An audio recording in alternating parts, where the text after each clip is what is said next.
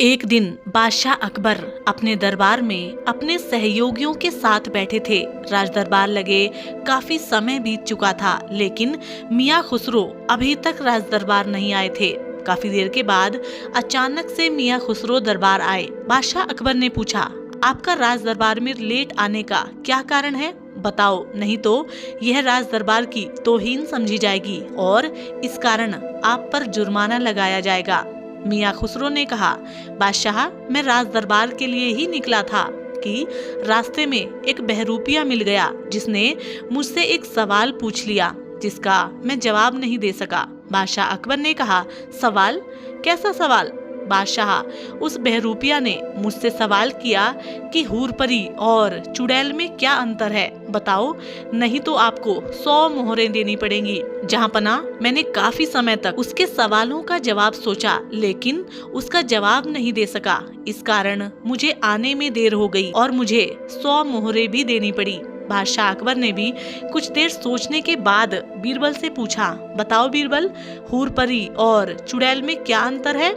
बीरबल ने कहा, महाराज, इस सवाल का जवाब मैं आपको कल बताऊंगा। बीरबल दूसरे दिन राज दरबार आए और अपने साथ एक व्यभिचारिणी स्त्री और अपनी स्त्री को साथ में लेकर आए।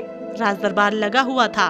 बीरबल ने कहा, बादशाह, मैं आपके सवाल का जवाब लेकर आया हूँ, बस इसमें एक कमी है।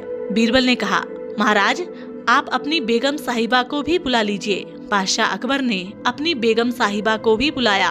बीरबल ने कहा, बादशाह, आपके सवालों के जवाब ये रहे। बादशाह ने बहुत ही आश्चर्य से पूछा, कहाँ है जवाब? बीरबल ने कहा, महाराज, यह व्यभिचारिणी स्त्री है जो कि हूर है, मतलब जन्नत में मिलने वाली सुंदरी। दूसरी मेरी पत्नी है जो सबसे सुंदर है और सर्व सुलभ गुणों से संपन्न है। न कभी गहनों के लिए झगड़ती है और ना कभी किसी बात के लिए मचलती है, इसलिए यह परी है। तीसरी है आपकी बेगम साहिबा। इनके बारे में तो कहना ही क्या, यह तो खुद ही आपको मालूम होगा।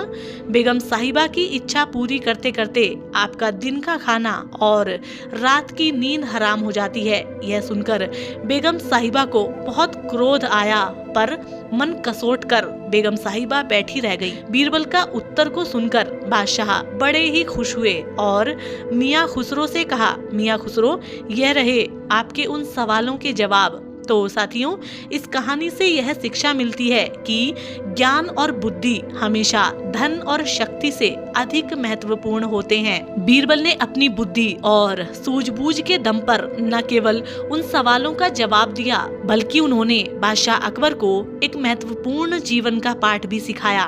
और साथियों, हमें यह भी शिक्षा मिलती है कि हमें सच बोलने में कभी संकोच नहीं करना चाहिए, चाहे परिणाम कुछ भी हो। तो साथियों, हम उम्मीद करते हैं आज की ये शिक्षाप्रद कहानी आपको अवश्य पसंद आई होगी और इसी तरीके की और कहानियों के लिए आप हमारे चैनल को सब्सक्राइब करें। हम आपसे मिलेंगे एक और कहानी के साथ। तब तक के लिए नमस्कार, जय हिंद।